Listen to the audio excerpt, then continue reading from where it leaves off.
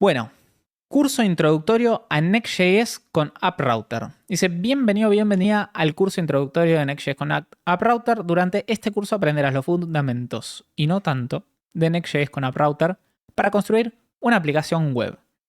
Restaurancy, o sea, Restaurancy es la aplicación que vamos a hacer hoy. ¿Qué es esto de acá? Tenemos un catálogo de restaurantes bastante sencillo. Tenemos este botoncito para favoritearlos, que no está implementado.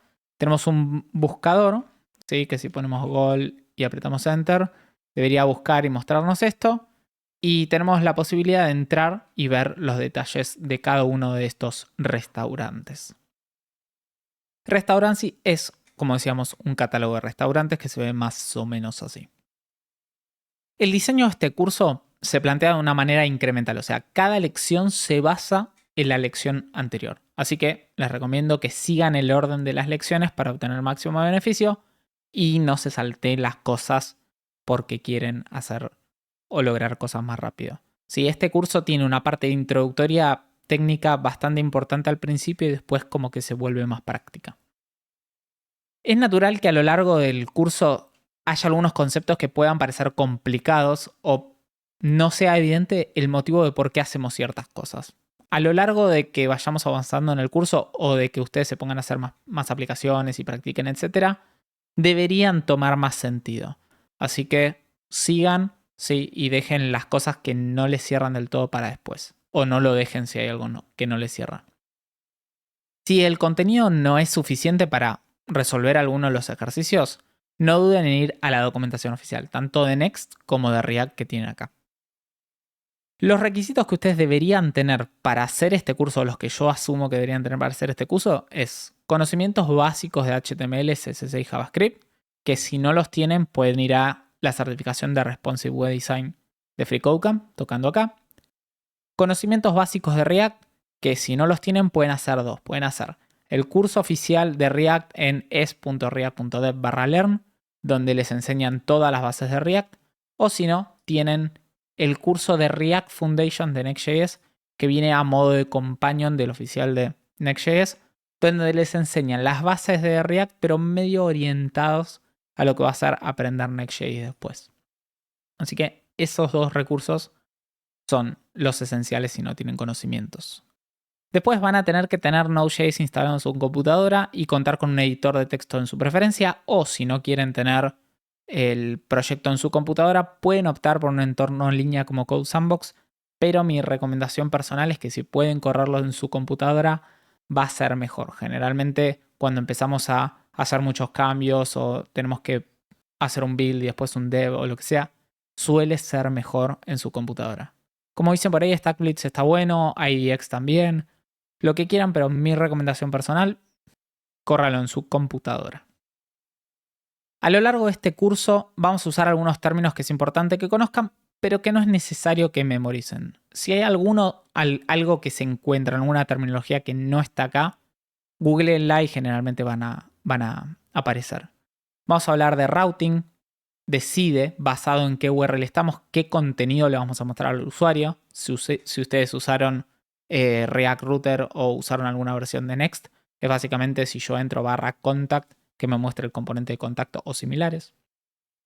Nos vamos a referir mucho a caching o a caché, que es un espacio de almacenamiento temporal donde vamos a guardar datos que se van a usar a futuro, a corto plazo o a largo plazo o a mediano plazo. También vamos a referirnos a rendering como renderizado, que es un proceso de convertir un componente en una representación visual la mayoría de las veces. Algunas veces vamos a hacer como una representación en otro lado, pero básicamente es convertir un componente en algo que veamos. Nos vamos a referir a layout o también envoltorio, que es un componente que envuelve a una o varias páginas, ¿sí? Vamos a pensarlo como la parte de afuera de nuestro contenido. Nos vamos a referir al concepto de nested, tanto para layouts, pages, etc., que es cuando básicamente tenemos una página y adentro de otra página, un layout y adentro de otro layout, ¿sí? También a tree y a subtree como una representación de estructura jerárquica, o sea, un componente que compone a varios componentes y a varios componentes. Si ustedes hicieron aplicaciones en React App o Bit, van a pensar esto como si fuera su main app, tipo su componente app, a su vez tiene un header, un layout, un header, un section y un footer. Y a su vez esos componentes tienen más adentro y más adentro. Esa estructura de árbol es a la que nos referimos cuando hablamos de tree o de subtree. También nos vamos a referir a leaf o a leaves, que son hoja o hojas. Son básicamente componentes que no tienen hijos. ¿Sí? Nosotros recién hablábamos del componente de app que tiene hijos. Bueno, los últimos hijos en esos trees son las hojas. Vamos a hablar de URL segments o segmentos de URL. Por ejemplo, si tenemos una URL como restaurancy.com /restaurante/gonzi, restaurante y gonzi son segmentos de la URL, son partes de nuestra URL que generalmente machean con archivos o rutas de nuestra aplicación. También lo que es la ruta URL o URL path, que es básicamente todos esos segmentos, pero en uno solo. Por ejemplo, restaurancy.com, restaurante/gonzi, restaurante/gonzi sería nuestro URL path. También vamos a hablar de build, que es el proceso de convertir el código en un bundle, en un paquete listo para ser desplegado, y de bundle como el archivo que contiene todo o parte del código de nuestra aplicación, y boilerplate, que es una porción de código repetitivo o con poca variación. Acá tenemos algunas preguntitas que dicen, ¿el caché es del lado del cliente o también se maneja del lado del servidor? Vamos a hablar, tenemos una sección completa de cache que ahora vamos a ver, así que no me voy a sortear preguntas y después vamos a ver. Y vamos a ver el índice en general de qué cosas vamos a ver. Vamos a ver qué es Next.js, cómo creamos una aplicación con Next.js, específicamente la aplicación que vamos a hacer en este curso. Hay muchos temas que nosotros podemos ver los títulos en el índice y no podemos entender qué es lo que se ve adentro, pero cuando entramos a cada una de estas secciones hay mucho más contenido. Tenemos lo que son los ambientes de renderizado, Server Component, Client Component, cuándo usarlos. En la parte de mostrando los restaurantes vamos a hablar de lo que es el layout, los componentes, etc. Después mostrando un restaurante hablamos de rutas dinámicas, colocación de archivos, cómo funciona el router. En navegación vamos a ver cómo podemos navegar y cuáles son las ventajas de usar la navegación de Next.js. Metadatos para SEO, cómo generar metadatos de manera dinámica, archivos de metadatos especiales, estado de carga con React Suspense y Suspense Boundary, manejo de errores con Error Boundary de React, uso de base de datos que vamos a usar Google Sheets, compilando nuestra aplicación, cuáles son las estrategias de renderizado, tanto estático, dinámico o streaming. Vamos a hablar de caching y tenemos un montón acerca de caching porque hay un montón para hablar de caching. Cuáles son las configuraciones de revalidación, tanto cache como revalidate, las configuraciones de segmento de ruta, funciones dinámicas. Vamos a hablar de revalidación manual con revalidate path, revalidate tag, cómo usar parámetros de la URL, cómo agrupar rutas, server actions, y vamos a implementar el guardado en favoritos, que es con local storage, y para eso vamos a hablar de pre-renderizado y de lazy loading. Así que, voy a tomar un poco de agua porque es un montón. Y sin mucho más, vamos a empezar con lo que es Next.js. Next.js es un framework híbrido que opera tanto en el servidor como en el cliente, construido sobre React. Proporciona herramientas y funcionalidades que simplifican el desarrollo de aplicaciones web. O sea, la idea es que nosotros nos centremos en lo que es el desarrollo de nuestra aplicación, dejando todo lo que es la configuración de React y de los entornos, el building y todo lo que sea en manos del framework. Para crear una aplicación en Next.js, la manera más fácil es usar el paquete Create Next App que está publicado en NPM. Este paquete nos facilita la creación de una aplicación y también recibe un par de parámetros que vamos a usar en este proyecto, como por ejemplo pasándole un example, que le vamos a pasar el repositorio en el que está este curso, y le vamos a decir que la carpeta code es la que tiene que usar como base, y que Restaurancy va a ser el nombre del proyecto. Si nosotros venimos acá, vemos que tenemos la carpeta code y ahí adentro está todo el código que vamos a usar. Así que vamos a venir acá, me voy a venir a la carpeta de proyectos y voy a correr este comando. Ustedes pueden usar npm, pnpm, yarn, lo que tengan ganas, ¿sí? Como dice acá, pueden omitir los parámetros de example y example path si quieren crear un proyecto que no tenga nada que ver con este curso. ¿sí? Una vez que termine de instalar esto, nos va a decir, hace un cd restaurancy para entrar a la carpeta, corre el servidor de desarrollo y deberíamos ver algo como esto, ¿sí? Si esta cosa en algún momento termina de instalar. Y una vez que pase eso, si abrimos el navegador en localhost 3000, deberíamos visualizar una página de bienvenida similar a la siguiente. Así que, por favor, npm. Eso me pasa por no usar npm en la instalación de acá. Pero bien, ya termina.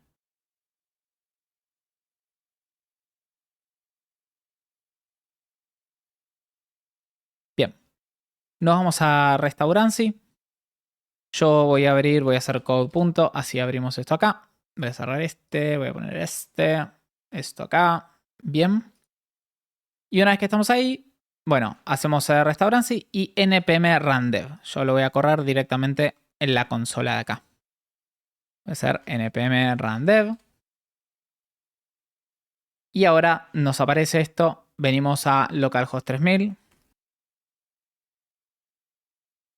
Y deberíamos ver, ¿sí?, un proyecto muy similar a lo que nos decía acá, ¿sí? Las tecnologías que tenemos en el proyecto, además de Next.js y React, son TypeScript y Tailwind, para el tipado y para manejar los estilos. No es necesario que ustedes las usen, ¿sí? Si no quieren usar TypeScript, pueden renombrar los archivos a .js. Y si no quieren usar Tailwind, pueden usar e instalar lo que quieran, ¿sí? Nada de este curso nos va a enseñar TypeScript o nos va a enseñar Tailwind. Y las cosas de TypeScript que tengamos que hacer, medio que yo se las voy a dar hechas. Así que quedan ustedes si lo dejan o lo usan. Yendo a la estructura del proyecto, en la raíz del proyecto nos vamos a encontrar como varios archivos de configuración que tenemos acá.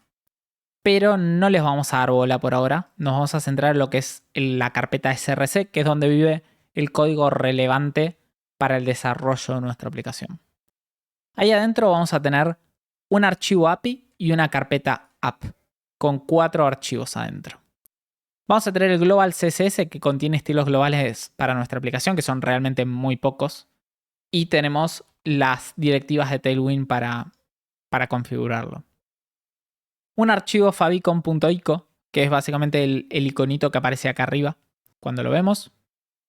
Un archivo layout.tcx, que es una estructura, un skeleton alrededor de nuestra aplicación, un envoltorio, en el que en este caso definimos un elemento HTML, un elemento body, y tenemos un header, un main y un footer, que son el header, el main y el footer, acá abajo, ¿sí?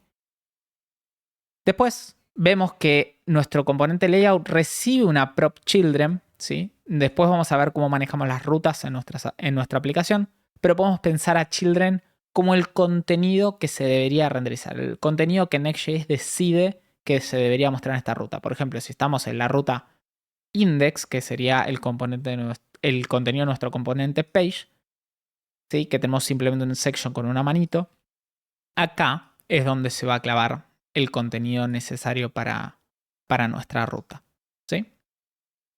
Que es lo que nos dice acá. Y después tenemos un archivo api.ts, que este, a diferencia del resto, no es una convención, sí, es simplemente como yo suelo manejar las cosas, que tiene una interfaz definiendo qué es un restaurante, ¿sí?, cuáles son las propiedades que tiene un restaurante.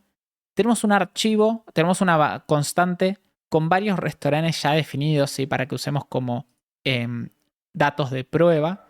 Y tiene unos métodos, ¿sí?, un método que nos va a devolver el listado de restaurantes después de 750 milisegundos de delay. Y uno que recibe una ID de un restaurante y después de 750 milisegundos nos devuelve el restaurante en sí, ¿sí?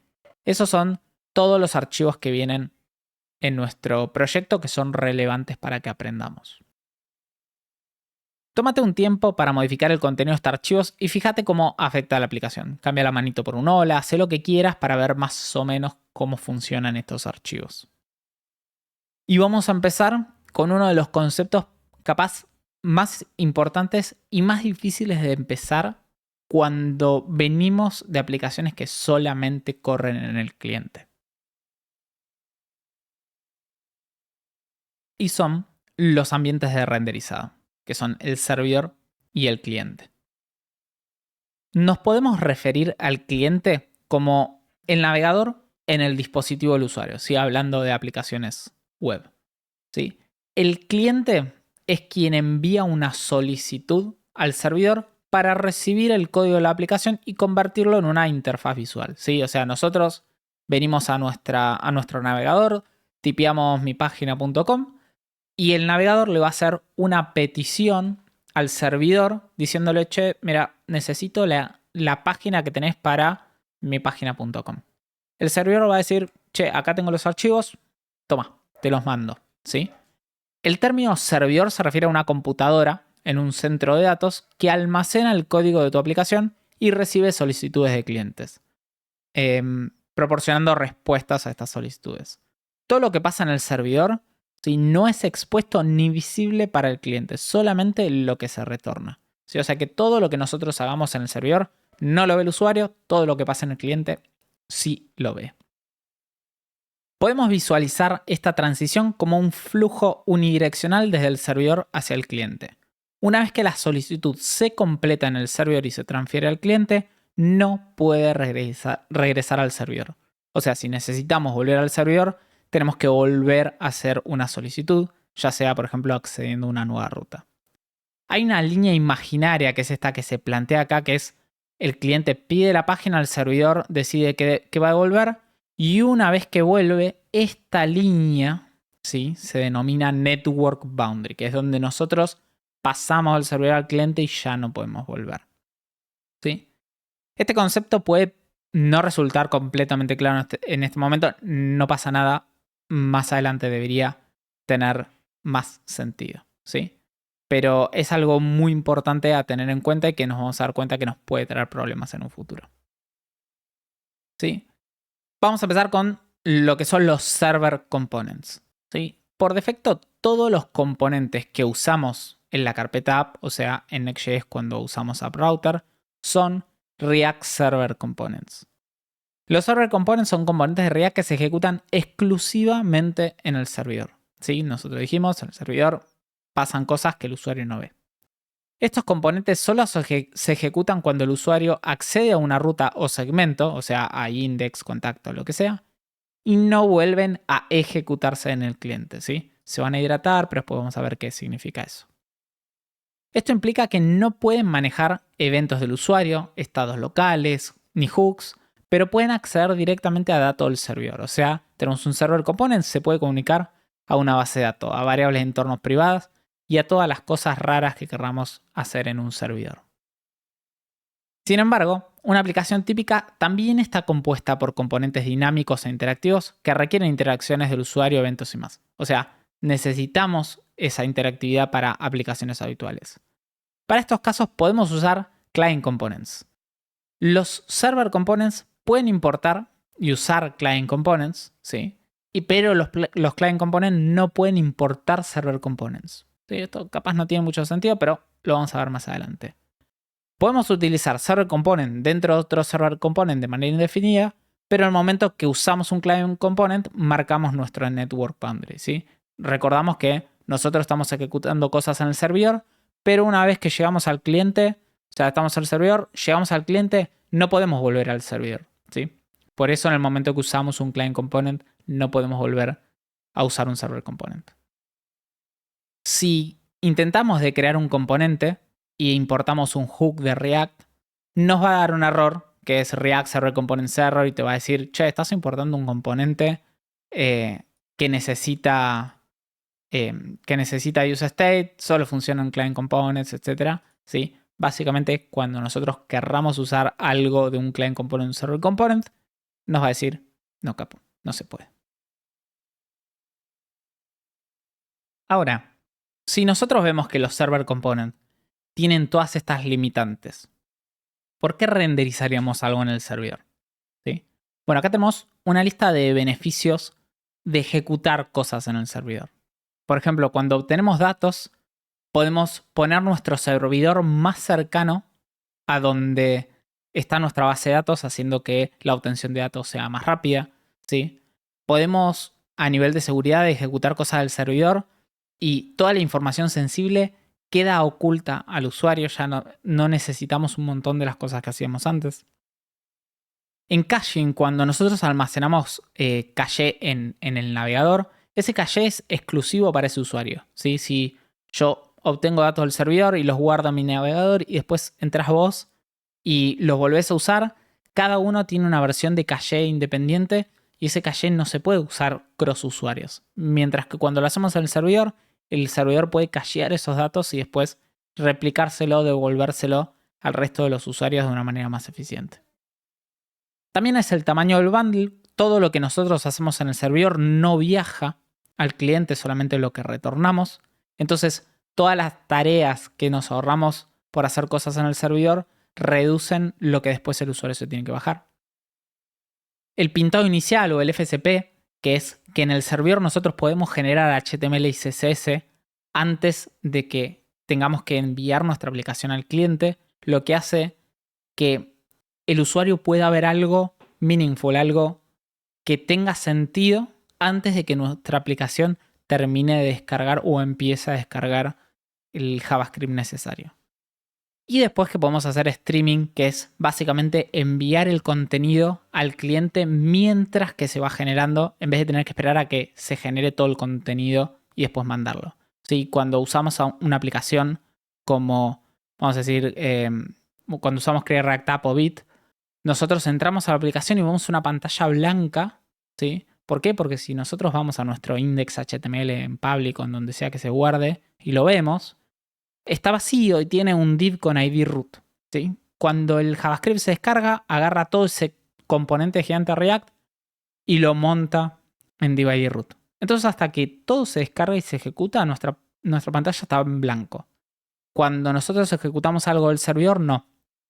El servidor nos puede responder una UI con esos script tags para que se descarguen, se ejecuten y después se reemplace ese shell con la información de nuestra aplicación. Ahora vamos a hablar de lo que son los Client Components, ¿sí? Los Client Components nos permiten escribir interfaces interactivas y dinámicas que se ejecutan en el cliente. Los Client Components pueden usar hooks y estados locales, eventos, API del navegador y más. Podemos pensar en los Client Components como los componentes de antes, ¿sí? Los que usamos en aplicaciones que creamos con Bit o Create React App. Hay algunas diferencias, sí, pero que no son tan importantes que las vamos a ver después. ¿Sí? ¿Cómo hacemos para crear uno de estos Client Components? Porque dijimos que por defecto son todos Server Component. Bueno, los vamos a marcar como Client Component agregando la directiva de useClient al inicio de un archivo. O sea, tenemos nuestro componente, al principio le clavamos la directiva de useClient. ¿Cuándo deberíamos usar Server Components y Client Components? Cada una de estas tiene excepciones, así que siempre agarren todo con pinzas, ¿sí? Pero si deberíamos acceder a recursos del backend u obtener datos de una base de datos de manera directa, si tenemos que manejar información sensible, tokens, claves de API, etc. Si podemos mantener dependencias grandes en el lado del servidor ejecutando datos, lo podemos mandar al lado del server. Todo eso lo podemos hacer del lado del server. Ahora, para el lado del cliente, cuando necesitamos, como dijimos, interactividad, escuchadores de eventos, manejar estados, ciclo de vida, APIs del navegador, usar componente de clase, no lo hagan nunca, pero bueno, si en caso que lo necesiten, todo eso se hace del lado del cliente.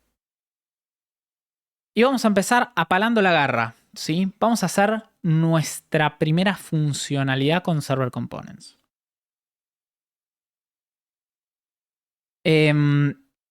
Ahora que tenemos un poco la teoría, para usar Server Components en nuestra aplicación, vamos a abrir el archivo api.ts que dijimos. Y vamos a ver que tenemos, como decíamos acá en api.ts, esta interfaz que es lo que nos va a devolver un restaurante. Y tenemos los métodos como el de api.list que simplemente nos devuelve nuestros datos de prueba para los restaurantes. Vamos a venir a page.tsx, que es donde se muestra nuestra manito, y vamos a utilizar el método api.list para traernos nuestro listado de restaurantes, ¿sí? Para eso vamos a importar api, vamos a llamar a const restaurants haciendo un await api list Para eso vamos a tener que convertir esto en un async component. Y vamos a hacer un console log de restaurants, ¿sí? Acá tenemos el primer detalle de cosas que no podemos hacer en un client component. Sí, recuerdan que si nosotros queremos traer datos en un componente de cliente, en una aplicación Bit o Create React App, lo que hacemos es inicializamos un estado, ponemos un useEffect, llamamos al await API list en el useEffect, cuando termina de cargar, toda esa chuchería, bueno, los server components dijimos que no se vuelven a renderizar. Por ende, podemos ejecutar código de abajo para arriba, asegurándonos que la línea de abajo va a tener el contenido. Podemos usar async await. Si abrimos la terminal, pero la terminal no la del navegador, que es el cliente, sino la terminal del servidor donde ejecutamos nuestro proyecto, vamos a ver el listado de restaurantes, ¿sí?, que acabamos de obtener. Ahora lo que vamos a hacer es iterar, navegar esos restaurantes para crear una grilla que muestre la imagen, el título, la descripción y el rating de cada restaurante. Así que voy a venir acá, voy a minimizar esto y voy a pegar así. Lo que estamos haciendo básicamente es iterar estos restaurantes, mostrar un div que tiene una imagen, un título y una línea que tiene el restaurant.score, que es un número del 1 al 5, y los ratings, que es la cantidad de votaciones, ¿sí?, que hubo para llegar a ese score, y una pequeña descripción, ¿sí? Todo esto se muestra en una grilla usando CSS Grid, donde hay una columna en mobile, 2 columnas en dispositivos medianos y 3 columnas en dispositivos grandes. Así que bien, ya tenemos algo parecido a esto.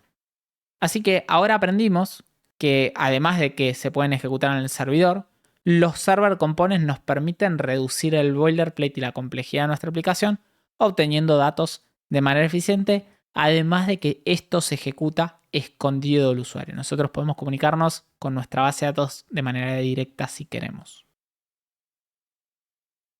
Una tarea para ustedes: pueden personalizar esta grilla con su propio toque mágico de estilos. Así que jueguen un poco y lleguen a algo más bonito de la basura que acabo de hacer yo. Ahora vamos a hacer que cuando toquemos uno de estos navegadores, uno de estos restaurantes, nos lleve a una ruta diferente. ¿Sí? Vamos a crear una ruta específica para cada uno de los restaurantes. Muchas gracias, Gentleman Programming, por ese raidcito con 55 viewers.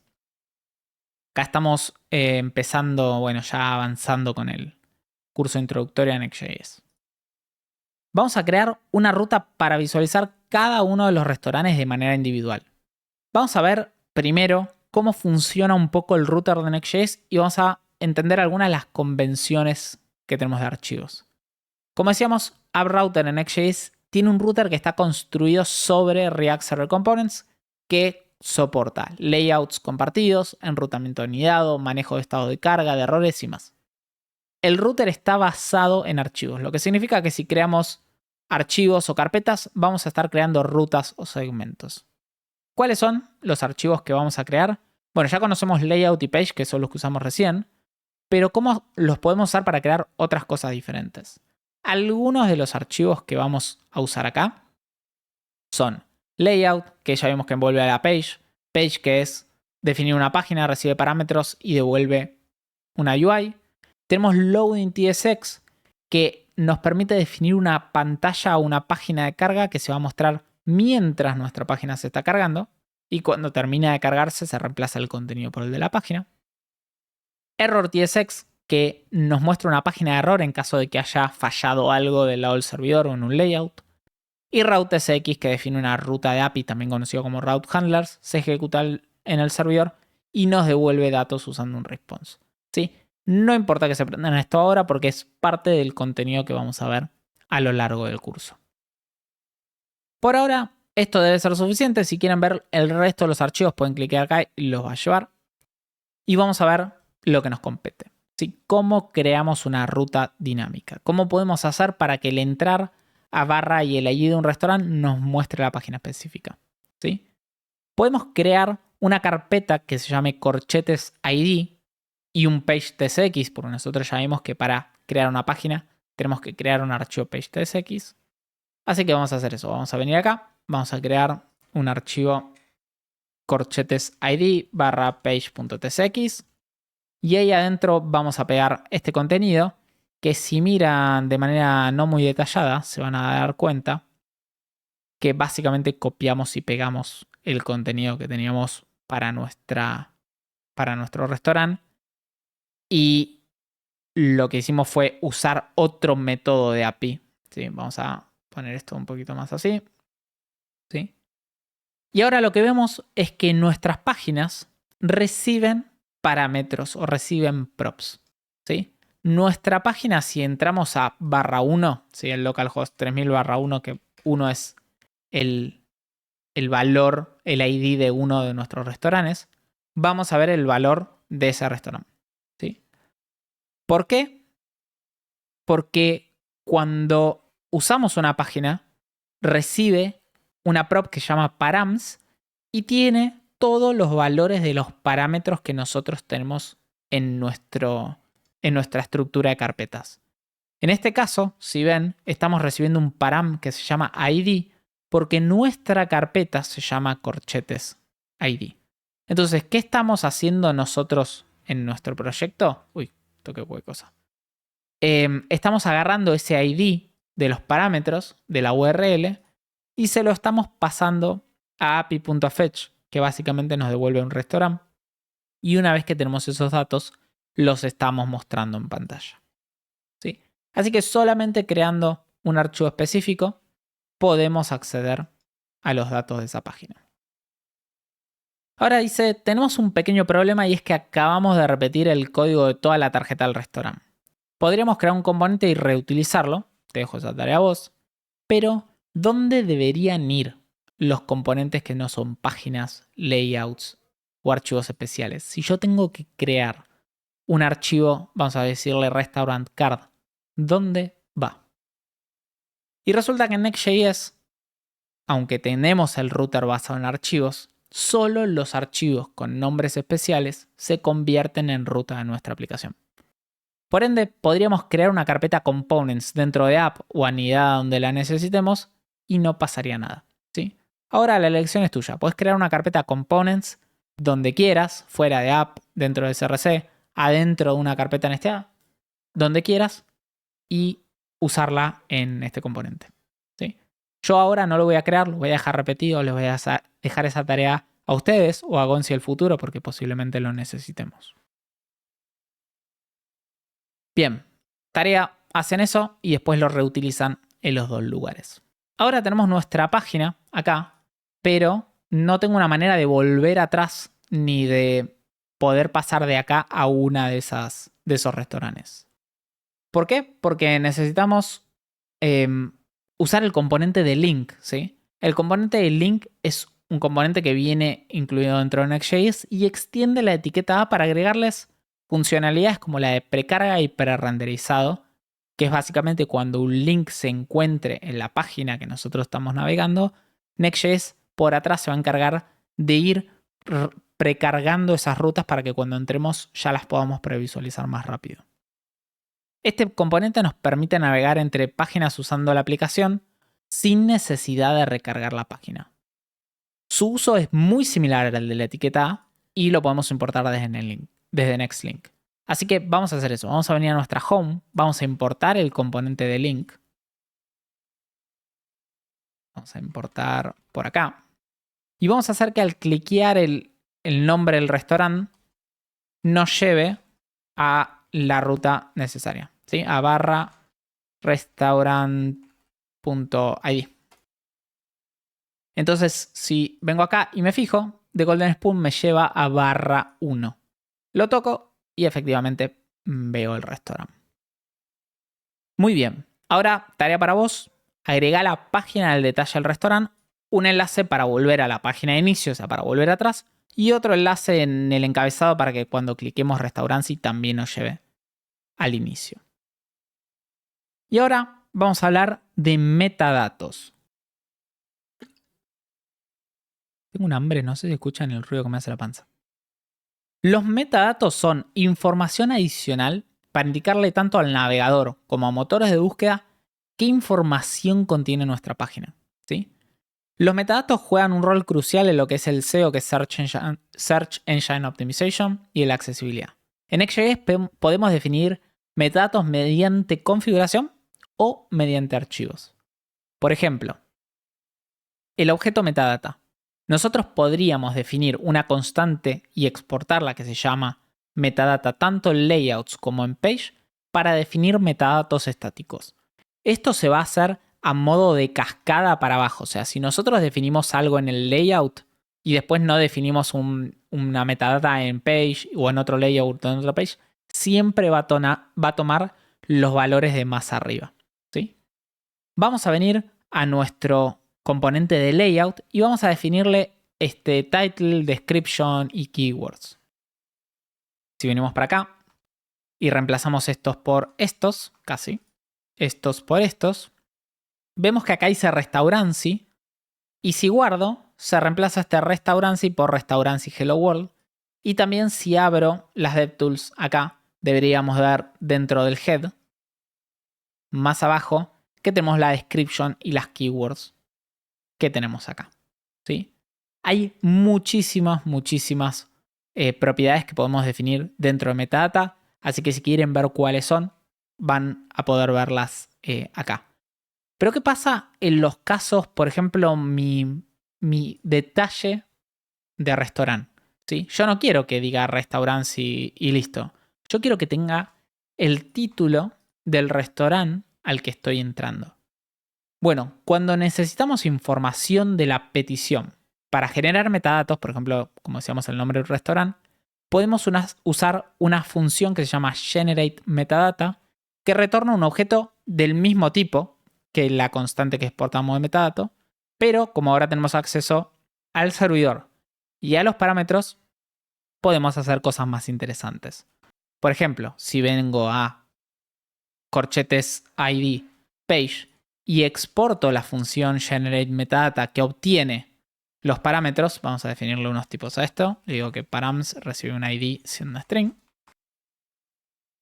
Me voy a fetchear el restaurante y voy a devolver un objeto que tiene title y description. Entonces, si vemos ahora, ¿sí? No sé si se ve, pero básicamente tenemos The Golden Spoon Restaurancy, ¿sí? Podemos usar esto para generar metadatos específicos para las rutas que necesitamos. Y no solo eso, tenemos archivos de metadatos. ¿Vieron esas cosas, esas imágenes lindas que, por ejemplo, Vercel comparte en Twitter que tienen el título de los blog posts y eso?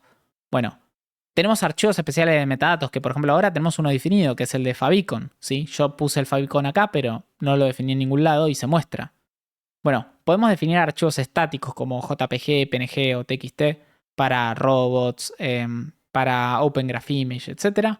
O podemos usar archivos .tsx que básicamente devuelven valores especiales y podemos generar imágenes on demand, on the fly y lo que queramos. Como tarea ustedes van a tener que leer esta parte que es la de imagen de Open Graph personalizadas basadas en información de la petición y van a tener que generar algunos metadatos especiales para el detalle del restaurante. Ahora vamos a ver lo que son los estados de carga. O sea, ahora nuestras páginas cargan bastante rápido, si tienen una demora de 750 milisegundos. Y si venimos a API y cambiamos ese 750 por 7500, bueno, ahí vamos a estar, el resto lo estoy mirando, 7500. Venimos al index, refresco y podemos ver que esto de acá está cargando durante efectivamente 7.5 segundos hasta que se muestra nuestra página de vuelta.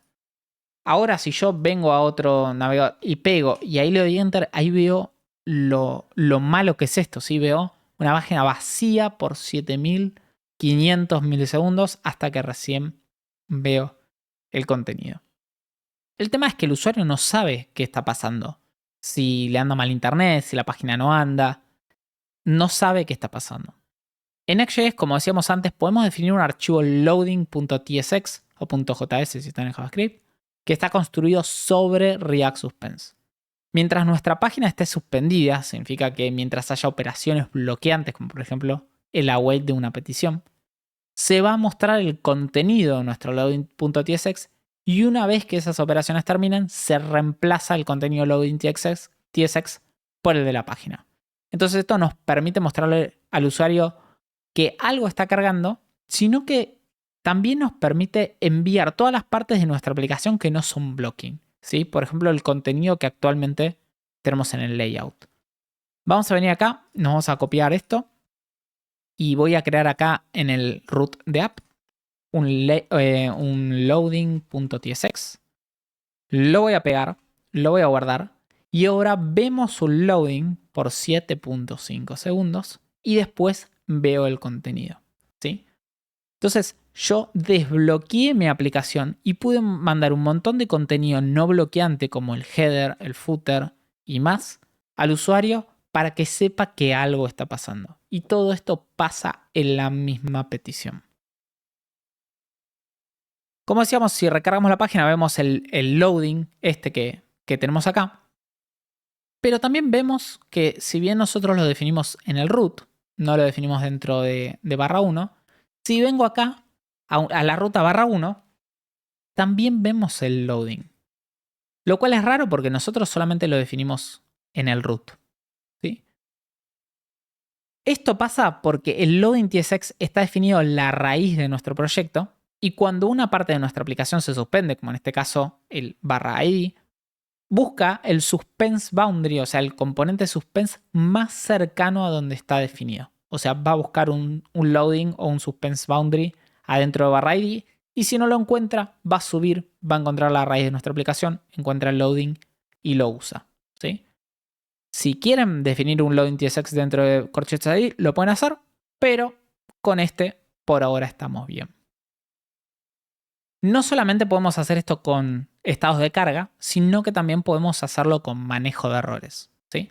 Nosotros podemos definir un error.tsx con la misma estructura, o sea, podemos venir acá y definir un error.tsx y pegar esto acá. Detalle a tener en cuenta, los componentes de error son client components porque además de recibir una prop error, reciben una función que es para reiniciar o resetear el error boundary en caso de error. Entonces, como tienen una interacción, como tienen una función, necesitan ser client components.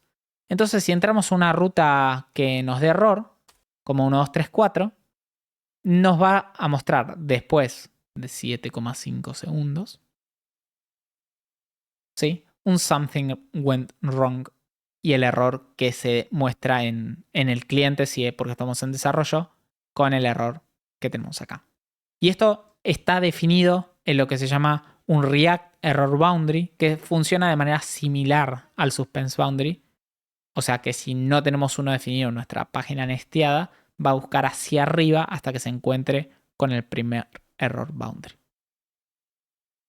Ahora vamos a hacer algo un poquito más divertido. Si nosotros tenemos estos datos que están viviendo en nuestro archivo app.its, son nuestros datos de prueba, vamos a pasarlo a una base de datos real. Como a mí me gusta mucho, vamos a usar Google Sheets porque es fácil, es gratuito, no tiene ningún tipo de configuración y nos sirve para poder abstraer los datos de una aplicación real. Vamos a ir a sheets.new. Esto nos va a crear una nueva hoja de estilos. Vamos a ponerle acá Restaurancy. Y ustedes pueden usar ChatGPT o lo que quieran para pasar esos datos a CSV. Yo ya se los paso acá abajo por si lo quieren copiar. Vienen a la primera celda, pegan, dividir texto en columnas, listo. Ya tienen los datos de nuestra aplicación de prueba en este Google Sheets. Una vez que hacen eso, ponen compartir, publicar en la web. Lo vamos a querer en CSV, que es comma separated values. Lo vamos a publicar y esta URL es donde van a estar nuestros datos disponibles, ¿sí? Cada vez que los cambiemos, los datos van a estar disponibles acá. Ahora que tenemos eso, lo que vamos a hacer es reemplazarlo. Vamos a modificar nuestro list para que en vez de usar los datos moqueados, los use desde Google Sheets. Así que voy a venir a mi archivo de API Me voy a copiar esto acá un segundo, que es la URL. Y me voy a copiar el método de list. Lo voy a pegar acá. Tuki. Me voy a copiar esto. Tuki. Y lo voy a reemplazar acá.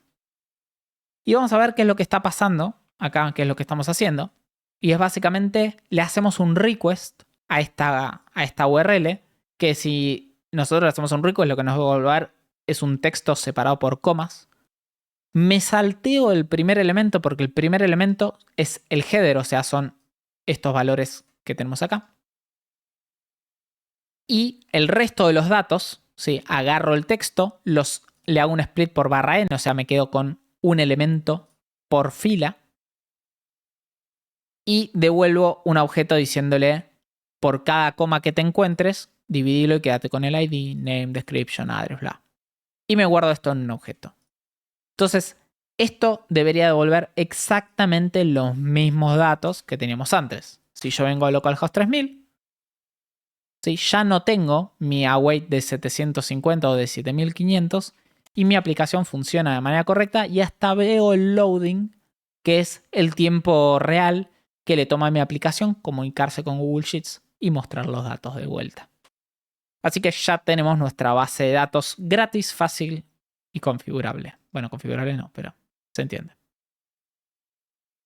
Genial. Bueno, vamos a ver ahora que tenemos nuestra aplicación. Es una aplicación real, tenemos una aplicación, nos muestra un listado de cosas, tocamos, nos lleva a otro lado, ¿sí?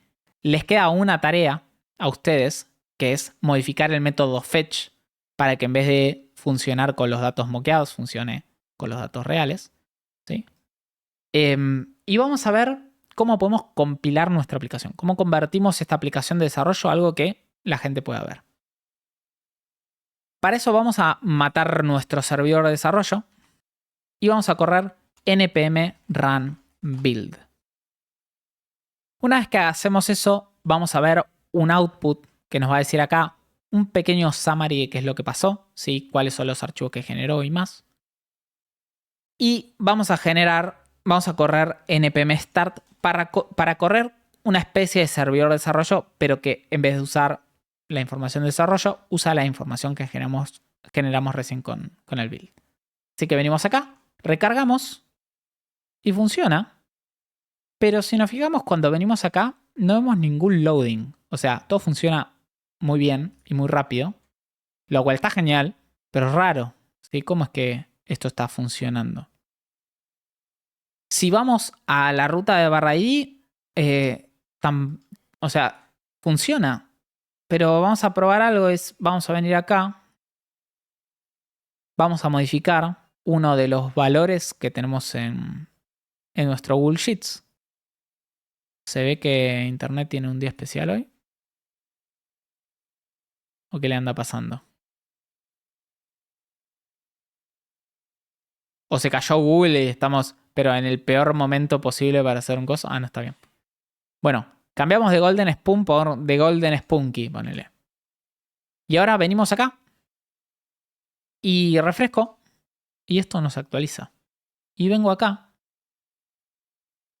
Se carga con el tiempo que tarde Google. Gracias que definimos el coso.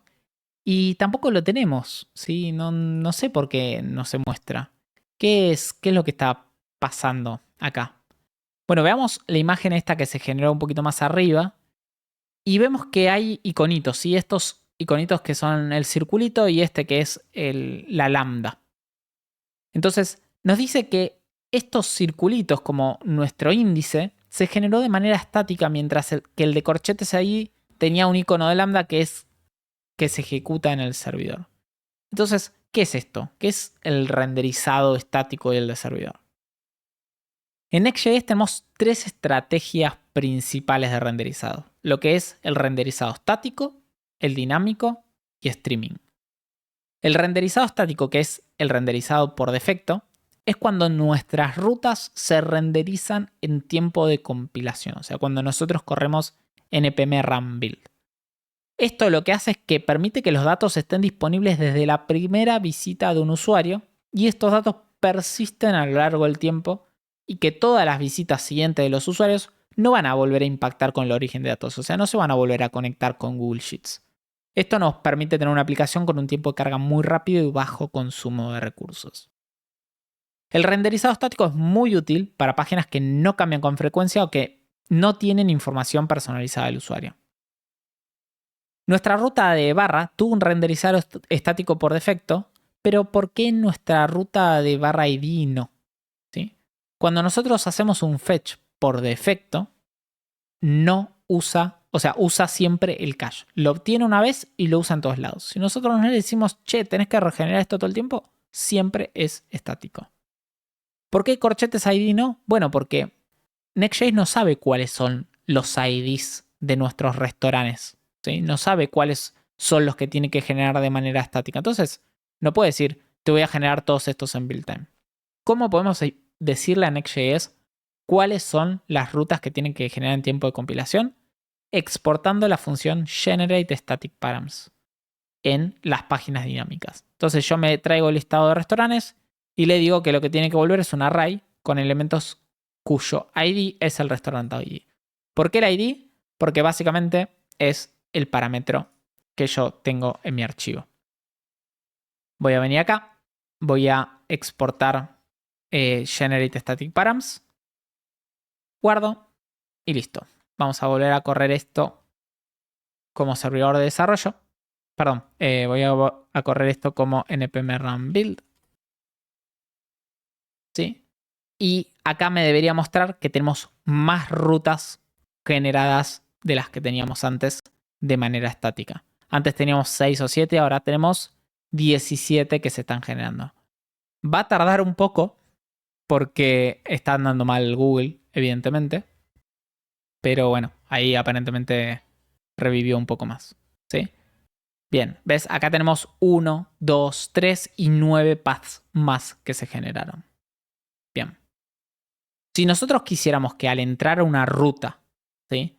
Que no existe, que no generamos en GenerateStaticParams, nos devuelva un 404 en vez de generarla on demand, podemos exportar una variable dynamicParams como false en nuestra página y lista.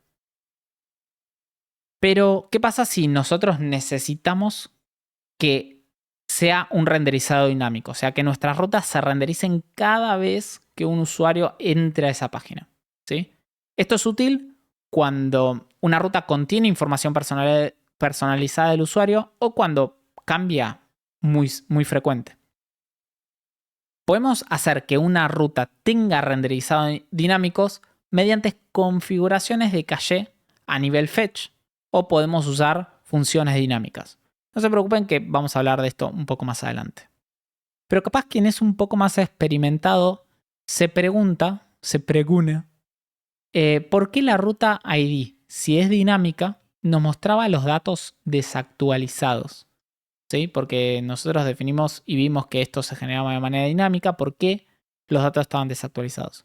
Y eso es porque el componente de link, como decíamos antes, que tiene prefetching, cuando nosotros entrábamos a la lista de restaurantes en nuestro índice, por atrás estaba fetcheando la información de nuestros otros restaurantes, de la parte del detalle del restaurante. Entonces ya estaba generando la información estática para eso. Entonces por eso cuando entramos simplemente nos mostró la información cacheada en vez de mostrarnos la información nueva.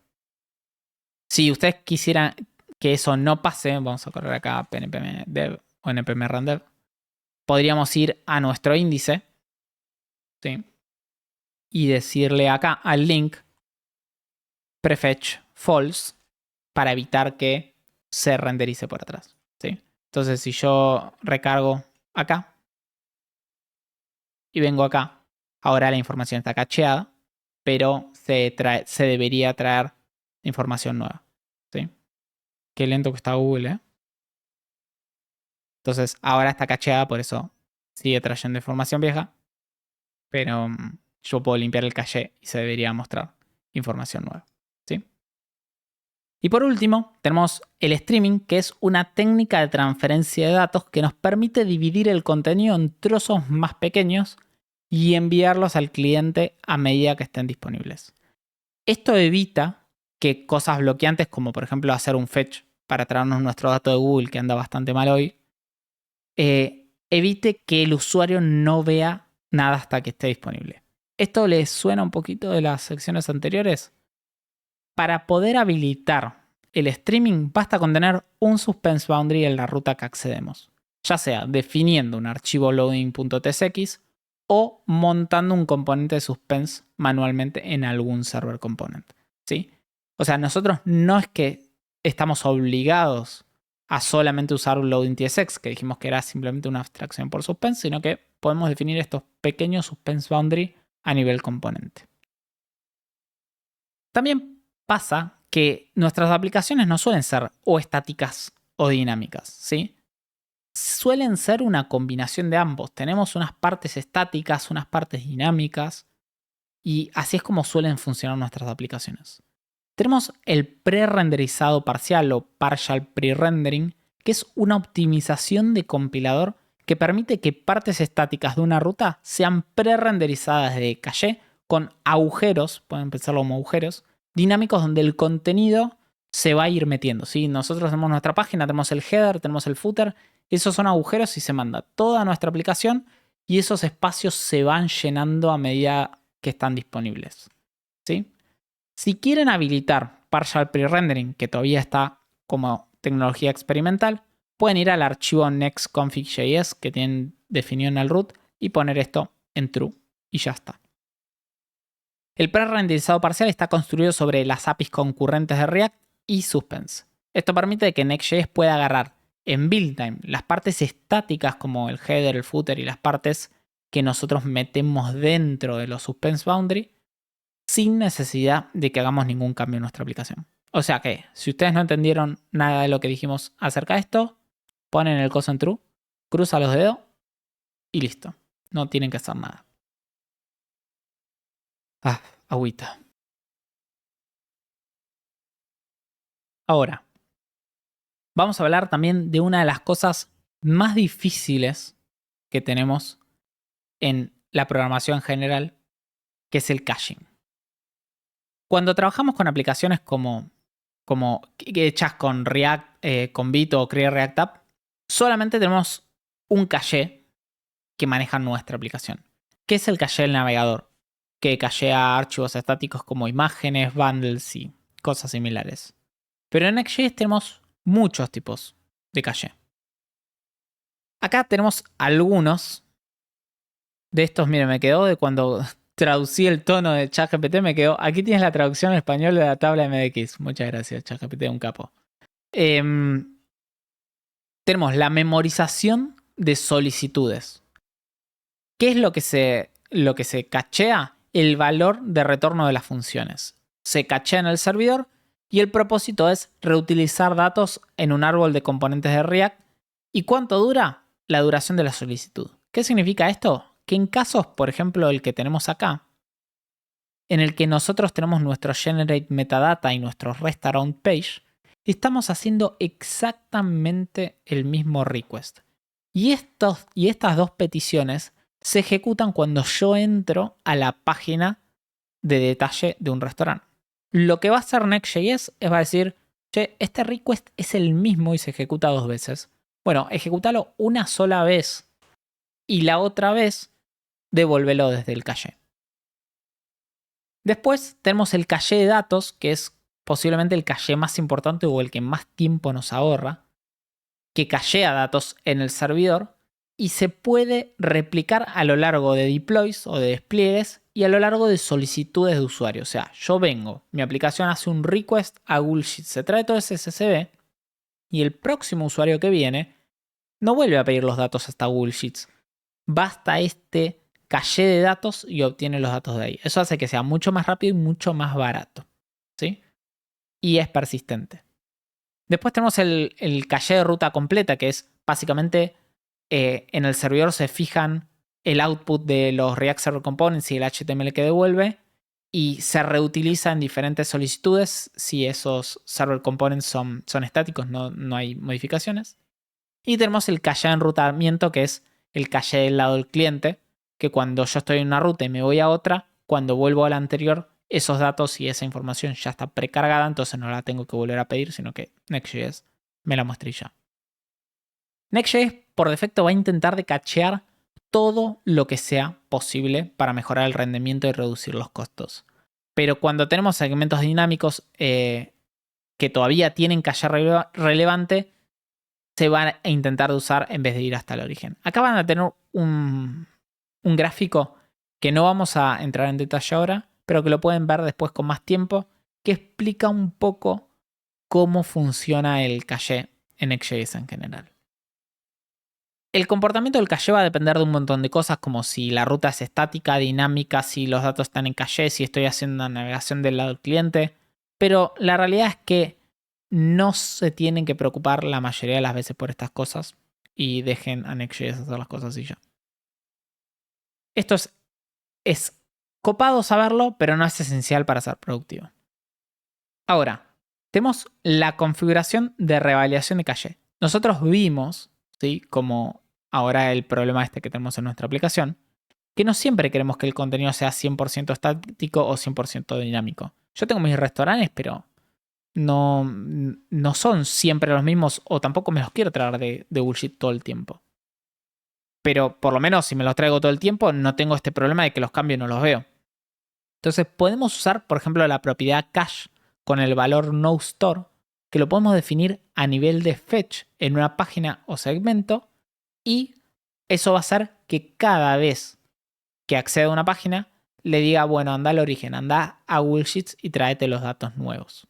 Así que vamos a venir a nuestro archivo de API que tenemos acá y le voy a decir que el listado tenga este cache en noStore. Entonces ahora vamos a volver a probar lo mismo. Vamos a hacer un npm run build y vamos a volver a nuestra ruta base. Y voy a correr un npm start. Ahora, una vez que termine, no, sigo generando 17 páginas. Si voy a seguir probando esto de build y start, debería sacar el generate static parameters.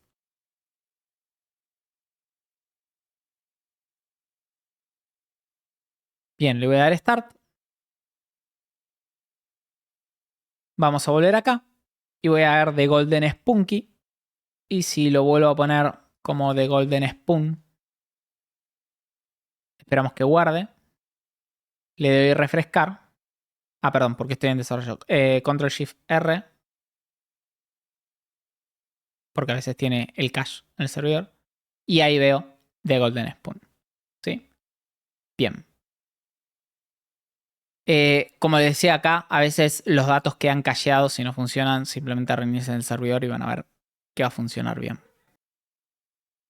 Ahora también podemos definir un revalidate, porque acá le estoy diciendo, che, revalidate en cada petición. Voy a volver a poner esto en desarrollo, en el primer rundev. A veces no quiero decirle revalidate cada vez, ¿sí? A veces le quiero decir, che, revalidate una vez cada 20 segundos, ¿sí? Entonces puedo definir esto que serían un tiempo de revalidación. ¿Cómo funciona este tiempo de revalidación? Yo obtengo esos datos y por 20 segundos ese caché va a ser relevante. Después de los 20 segundos, la próxima persona que entre va a ver los datos viejos y mientras tanto se van a obtener los datos nuevos por atrás y va a reemplazar el caché. Entonces el próximo usuario que entre va a ver los datos actualizados. A esta metodología de cache se la llama Stale While Revalidate, y a esto de definir revalidaciones por tiempo se la llama Time-Based Revalidation. Entonces, si yo vengo acá y refresco, tengo The Golden Spunky porque tengo el caché medio roto. Ahí tenemos The Golden Spoon. Si vengo acá y le digo The Golden Spunty y guardo, vengo acá, refresco, me quedó el caché totalmente roto. Ahí va.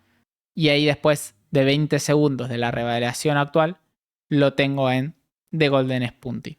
¿Sí? Recuerden que el caché suele estar totalmente roto la mayoría del tiempo. Tengo el caché del servidor, el caché del navegador. Pero ustedes, nada, ténganle paciencia. Después tenemos configuraciones de segmento de ruta. O sea, hasta ahora configuramos caché en un lugar que es nuestra petición. Pero ¿qué pasa si yo quiero decirle que esto generalmente tiene que traerse cada 200 segundos, pero quiero que mi página diga que esta información se tiene que traer cada 10 segundos? Bueno, yo puedo definir constantes de configuración, como por ejemplo decirle const dynamic igual force dynamic. Esto va a hacer que en cada petición vuelva a traer los datos, o puedo definir el revalidate a nivel página. ¿Sí? Yo puedo venir acá y decirle export const dynamic igual force dynamic. Esta es la de detalle. Voy a venir acá y voy a definir esto acá. ¿Sí? Entonces, si yo vengo acá y guardo y esto me da de golden spoon, que es el valor actual, ¿sí? Debería reiniciar el servidor y matar el caché porque estaba medio loco. Vamos a decirle de golden spunty. Bueno, perdón. Vamos a refrescar acá para que me dé de golden. Está totalmente loco mi caché. Ahí va. Refresco. Bien. Ahí me da de golden spunty. Siempre. Y si le doy acá y le doy de golden spoon. Enter. Vengo. Refresco. Está loquísimo mi caché. Ahí va. Tenemos de golden spoon. Esto generalmente se resuelve borrando la carpeta .cache que tenemos en Next.js, que es la que almacena la información del cache. Vamos a hacerlo. Vamos a hacerle by.next. Y ahora npm rundev. Le doy refresh. De golden spoon. Le doy de golden spunty. Guardado. Refresco.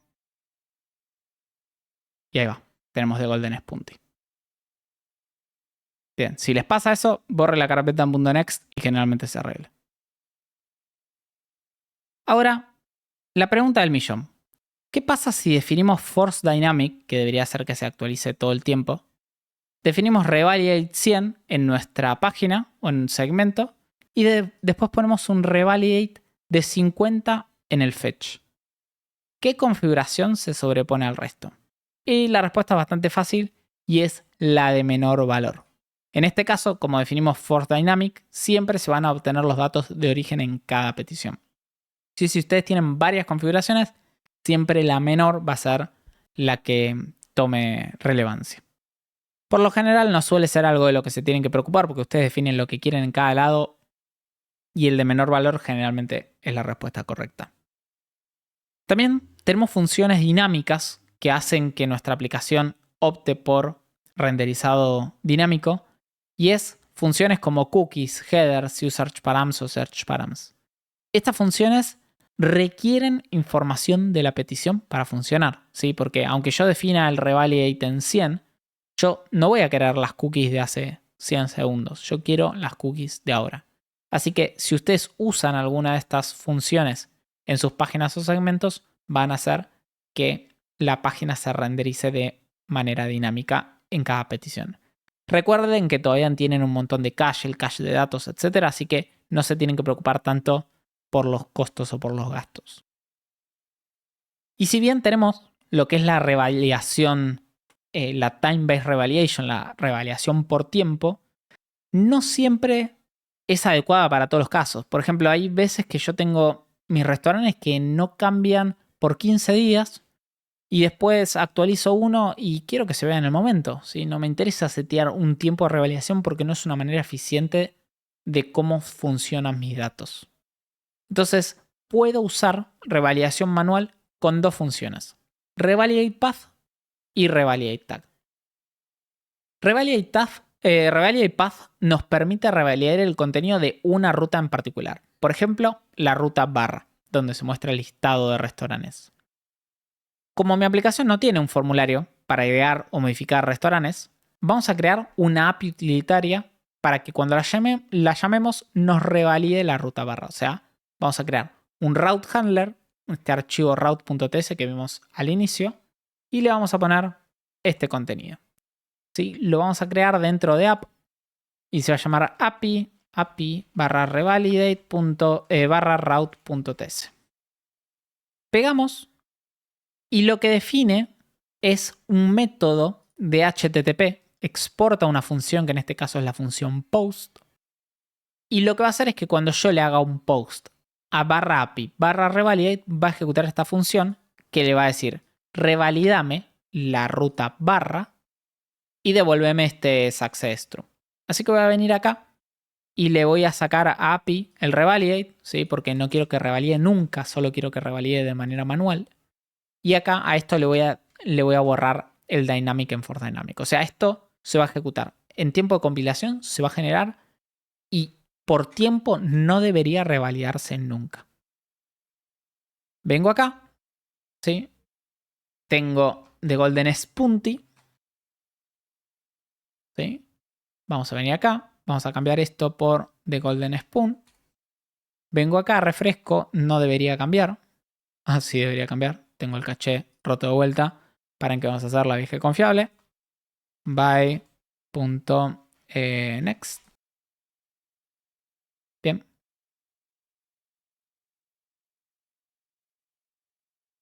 Deberíamos tener The Golden Spoon, ¿no? The Golden Spoon. Refresco, refresco, refresco. Bien, The Golden Spoon en cada uno. Y ahora voy a abrir RapidAPI.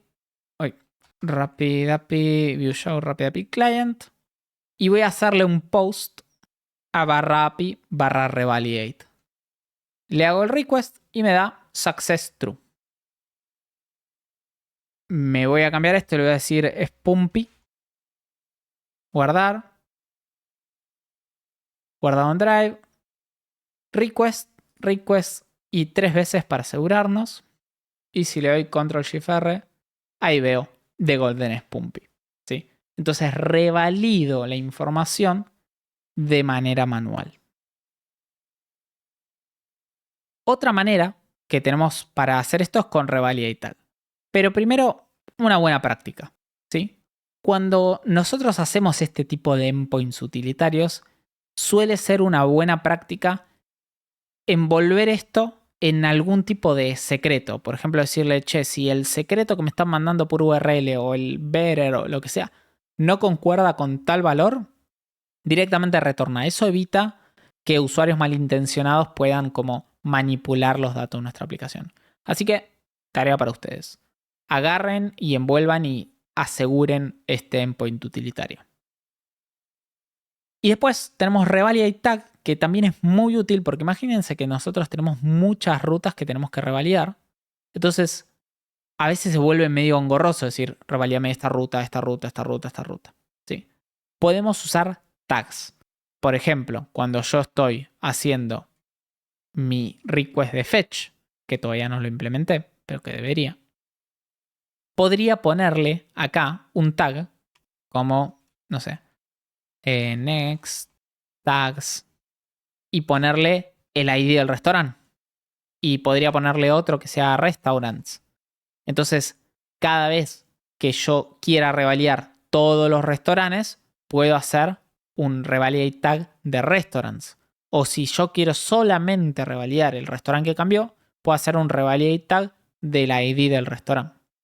Entonces, me permite tener un control más granular acerca del cache que yo quiero hacer. Así que ustedes decidan cómo es que lo quieren hacer y listo. Después tenemos los parámetros de URL.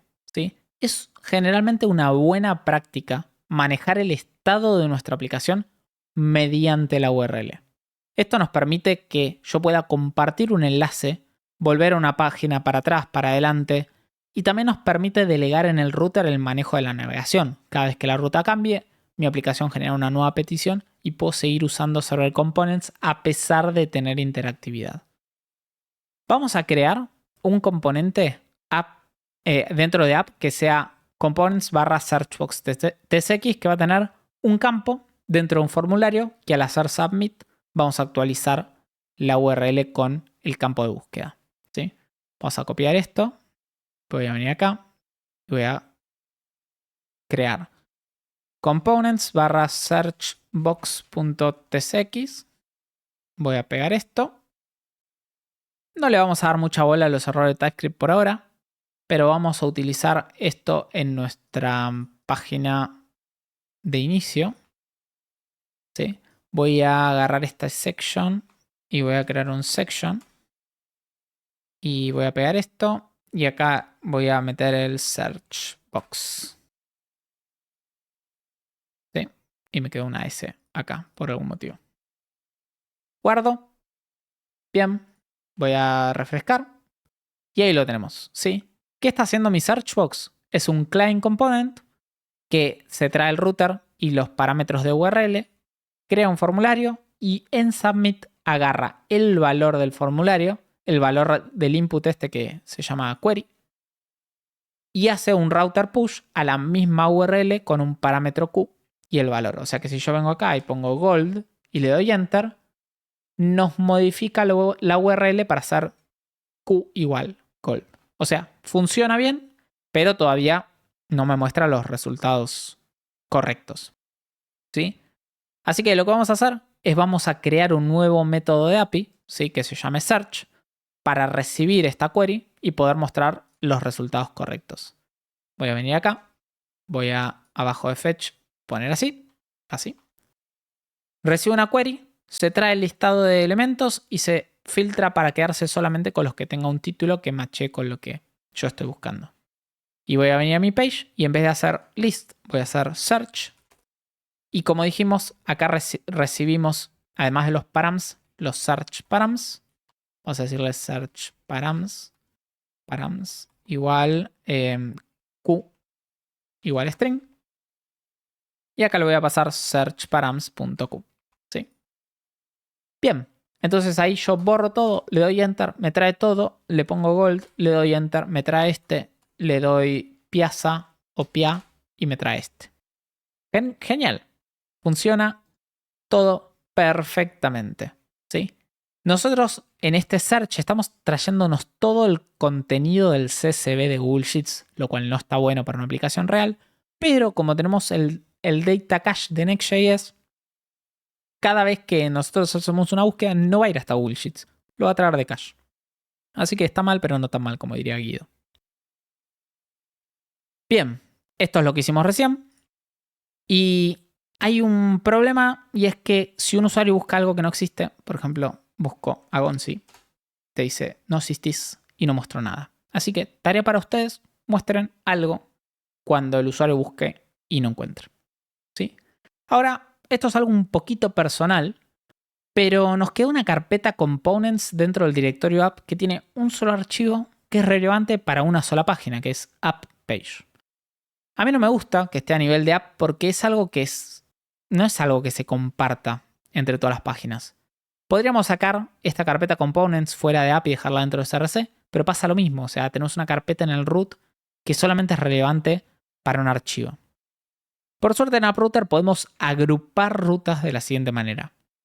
Yo puedo agarrar y meter adentro una carpeta, entre paréntesis, index, y puedo meter mi page tsx, mi index. Entonces, lo que va a hacer es simplemente agruparla, pero no va a generar ningún cambio en el router. Entonces, yo puedo meter mi carpeta components searchbox ahí adentro. ¿Sí? Voy a crear una carpeta index. Y voy a meter components y voy a meter page. Pará, que lo creé como un archivo. Qué boludo. Qué boludo. App, new folder, index. Y así. Components y page se vienen acá adentro.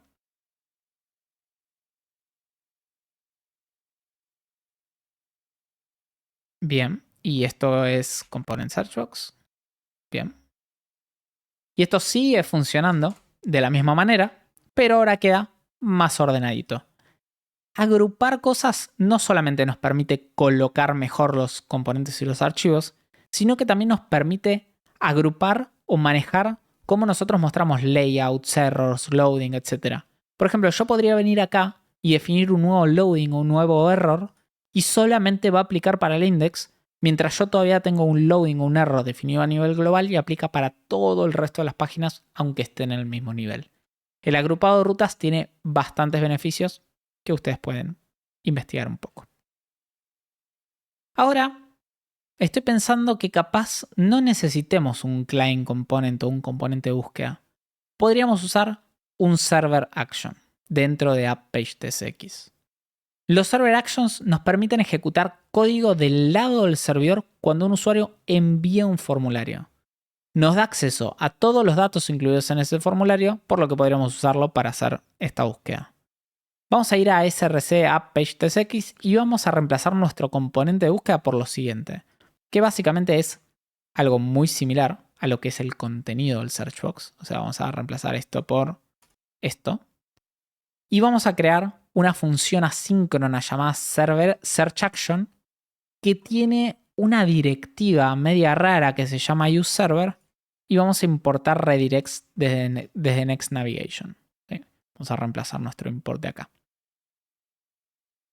¿Qué está haciendo esto? Bueno, lo estoy diciendo en este server component. Cuando este formulario se submite, se envíe, ejecute la función searchAction que se va a ejecutar en el server y que tiene disponible la data del formulario. Entonces, desde el servidor le voy a decir, redireccioname a la ruta de index con el parámetro Q siendo el valor de query de este formulario, que es lo mismo que estábamos haciendo antes. Entonces, ahora yo ya estoy en un server component. Para que refresco, hay que jumpy ahora. Porque esto es una tarea que tienen ustedes. Y es que básicamente tienen que asegurarse de que manden algo. ¿Sí? Por eso necesito el Q acá arriba. Tarea para ustedes. Si vengo acá y pongo gold y le doy enter, esto sigue funcionando de la misma manera, pero ya no tenemos un client component. Estamos usando directamente un server component. Esto lo que tiene bueno además es que tiene acceso al servidor. Imagínense un formulario, pueden hacer el submit a la base de datos desde acá. De ahí sale este meme que trajo tantos temas en Twitter de que hacían un select o un push a la base de datos con SQL. Bueno, esto es eso, pero hecho bien. Los server action requieren que especifiquemos esta directiva de userver. También podemos crear varios actions en un mismo archivo y e importarlos donde los necesitemos. Pueden usarlos desde server components o desde client components, pero ahora no nos vamos a meter mucho en eso. Y vamos a meternos en la última o una de las últimas cosas que vamos a hacer el día de hoy, que es la funcionalidad de guardar en favoritos, que lo vamos a hacer con Local Storage. Para implementar esto de guardar en favoritos, vamos a ir a nuestro componente Restaurant Card o lo que sea que ustedes lo hayan llamado cuando lo crearon. Yo, por ejemplo, todavía no lo creé. Vamos a crearlo en Components porque esto sí afecta, es transversal al resto de la aplicación. Vamos a crear a restaurantcard.tsx y le voy a pegar esto de acá, ¿sí? Que es básicamente lo que teníamos antes. Voy a guardar y es lo mismo, la única diferencia es que ahora tenemos un botón que es un corazoncito al final de esto para que podamos ver si es favorito o no. Detalle de acá. Miren, esto me quedó mal porque era tarea para ustedes. Después pueden hacer un PR si quieren.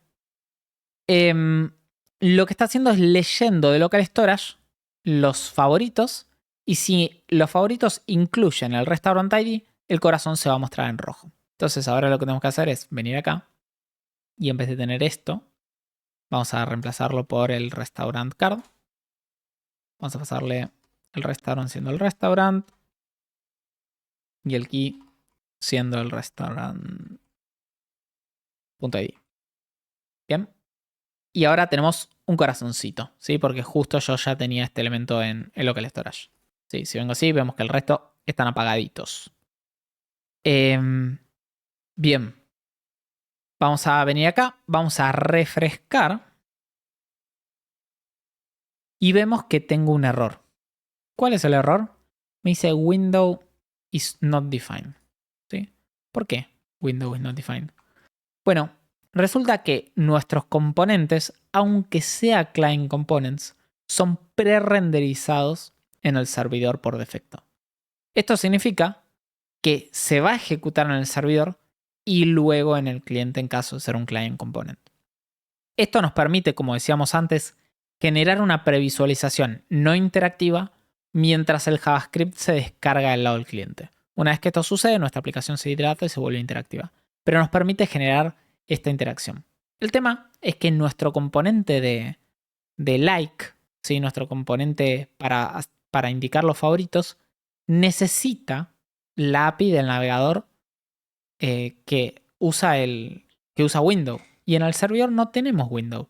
Así que lo único que nos queda es decirle a Next.js, este componente específico, este corazón, no lo renderices desde el lado del servidor. Para eso podemos usar lazy loading. En Next.js tenemos la función dynamic que importamos de NextDynamic que nos permite hacer lazy loading de nuestros componentes. No solamente nos permite hacer lazy loading, sino que también nos permite que ese lazy loading sea SSR false, o sea que no se ejecute del lado del servidor. Lo que vamos a hacer es que nuestro componente de restaurant card tenga dos componentes. Uno para la información, que eso se puede renderizar del servidor, y otro para el botón de favorito. ¿Sí? Entonces vamos a hacer que nuestro componente de favorito sea dinámico con SSR en false. Entonces lo que vamos a exportar es nuestro componente de restaurant card y donde iría nuestro botón vamos a mostrar el botón dinámico. Por ende vamos a tener un pre-render con toda esta información en el servidor y el corazón se va a renderizar solamente en el cliente.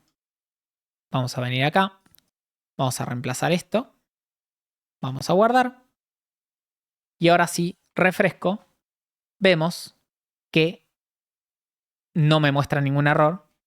Y si llegamos a verlo, no creo que se llegue a ver, en el pre-render apenas esto se carga, este corazón no se muestra y medio milisegundo después se muestra correctamente con el valor que nos tenía que mostrar.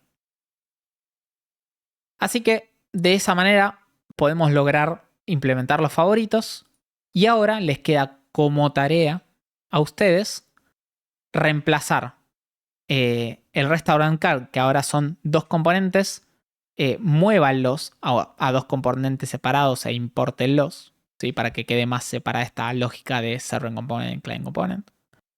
Implemente la función de agregar y de quitar favoritos en el botón de favorito, porque ahora todavía no está implementada. Simplemente como que te muestra si está en favorito o no, pero no los puedes agregar y sacar. Y que estamos repitiendo en muchos lados este tipo de restaurant. Entonces agarren la interfaz de restaurant que está en API, muevan la types e impórtenla de diferentes lugares.